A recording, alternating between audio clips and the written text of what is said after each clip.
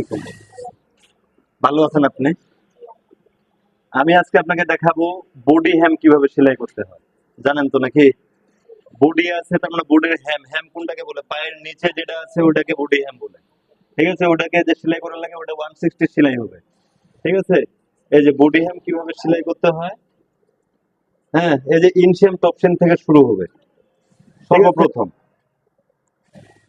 ঠিক আছে? আপনারাও দেখুন কিভাবে আমি বডি হ্যাম সেলাই করি।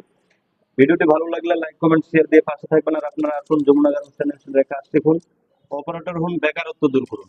যমুনা গার্মেন্টস ট্রেনিং সেন্টারের ঠিকানা যমুনা গার্মেন্টস এর পশ্চিম পাশে হাজীবাসার শপিং কমপ্লেক্সের নিচতলা, বাগবাড়ি মোড়, হেমায়তপুর, সাভার, ঢাকা। এই যে এটাকে বলে বডি। ঠিক আছে? এই যে এই সিলিটাকে বলে বডি। Thank you.